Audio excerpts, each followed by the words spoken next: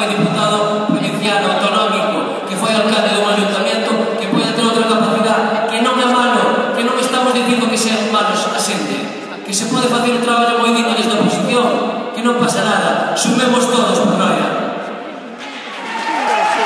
Moitas gracias, señor Pérez. Ten a palabra a señora Irati. Moitas grazas, señora presidenta. Silencio, por favor. Moi bo día a todos e todas os que estades hoxe presentes. Ben, isto comezou mal. O asalto democrático, certo, a este concello foi en español. Teño que dar as gracias ao señor Manolo Seijas por darlle lectura ao texto no noso idioma, como non podía ser de outro xeito.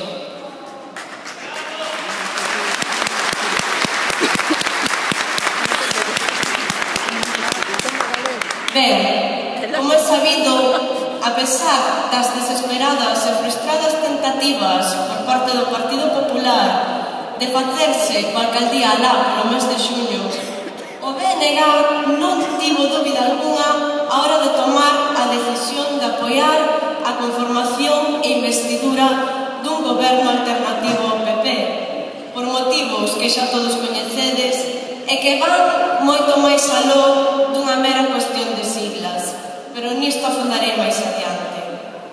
Dese goberno, como todos sabedes, formaban parte o Grupo Socialista e o Grupo dos Independentes. Este goberno sostíñase por un pacto, se se quere dicir tácito, de 4 grupos políticos. Tamén estábamos aí Marea e BNG apoiando, aínda que dende a oposición.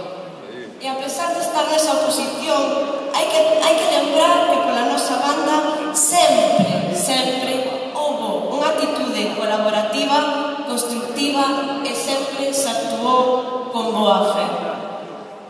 Ben, 3 deses partidos mantivéronse dentro do marco acordado e un deles, por desgracia, non foi leal ao pactado, rachando de xeito unilateral ese acordo sen dar ningún tipo de explicación e sen ningún tipo de consideración e cunha total falta de lealdade para con quen o apoiou, para cando formou parte dese goberno alternativo. Aínda a día de hoxe, o BNG non ten claros os motivos que levaron a esta ruptura unilateral, xa que todos e cada un dos motivos esgrimidos para rachar este pacto estaban presentes en xuño. Estaban presentes os mesmos actores, 6 concelleiros, a falta de experiencia previa de algúns dos membros e tamén incluso a falta de persoal necesario no concello, que tamén foi unha cuestión coaxuvante a esta mala situación. E que podo dicir? Aínda estamos a agardar por unha explicación fora dos medios de comunicación aos que ás veces tanto se recurre para excusarse. Pero aquí, no día de hoxe, queredes convidar, cando queiran, a que manteñamos unha conversación e nos expliquen eses motivos. O BNG, onde logo está aberto a ese diálogo. Pero, bueno, a pesar disto, eu só podo engadir que a perda de confianza por parte do BNG para que o grupo independente a día de hoxe é total.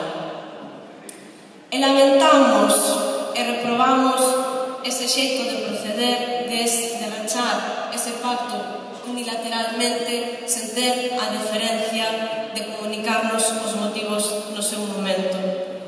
Rompen un pacto de goberno. Escoitadesme mellor así? Rompen un pacto de goberno para formar un novo goberno e, por desgraza, van investir alcalde a unha persona que o BNG considera traicionou os intereses do povo.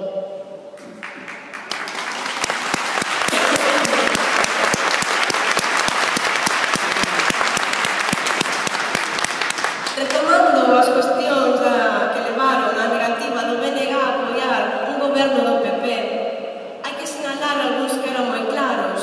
Uns e outros defendemos políticas diametralmente opostas.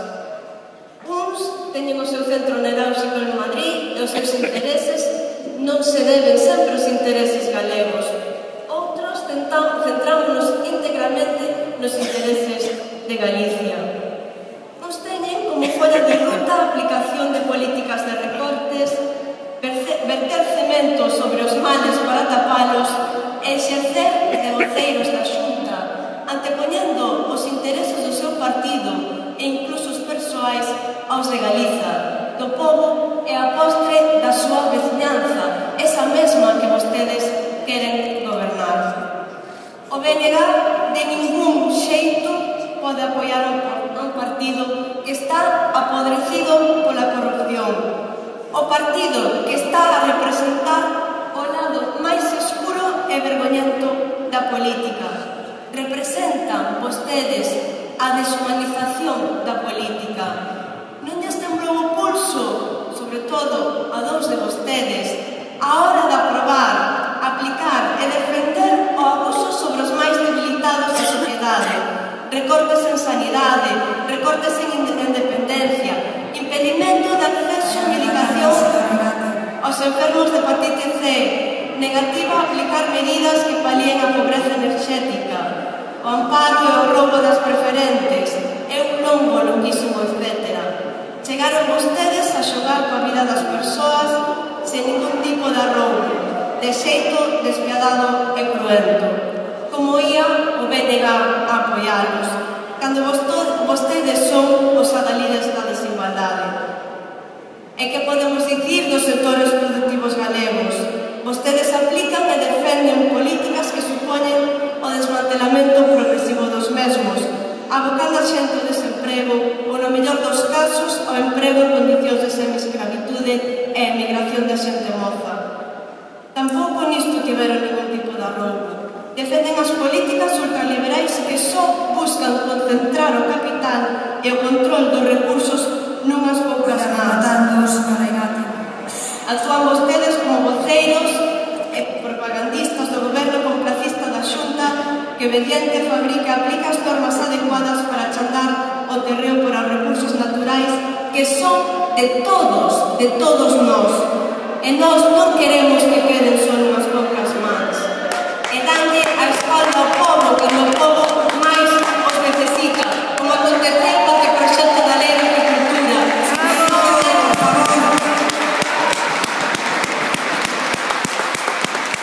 Non deron a cara no seu momento perante a xente a que lle deben moitas explicacións.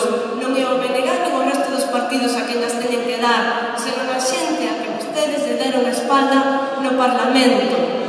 E non contestar as preguntas cando son interpelados dende logo unha actitude moi pouco democrática.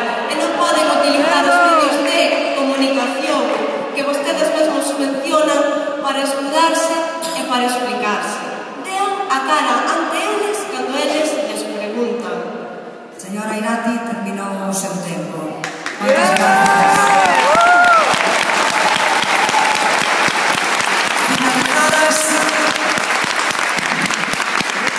Finalizadas as intervencións e dado que o desenvolvemento desta sesión plenaria está claramente determinada no artículo 197.1e da Lei do Réxime Electoral Xeral, procédese, sin máis dilación, a someter a votación a moción de censura. Votos a favor.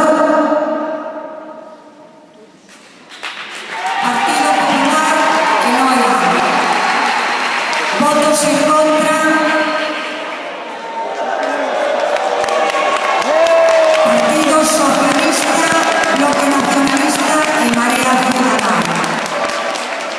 A vista do resultado da votación, prospera a moción de censura contra o alcalde Don Miguel Paz Barreiro por 10 votos, que constituyen a maioría absoluta do número legal de membros da corporación.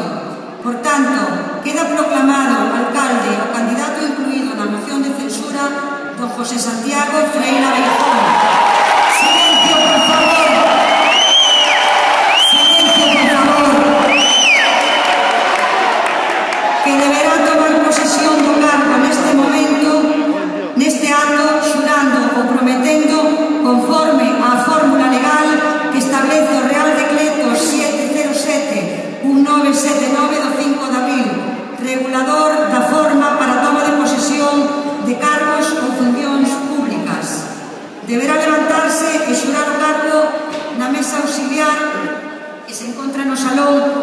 a man sobre o exemplar da Constitución española.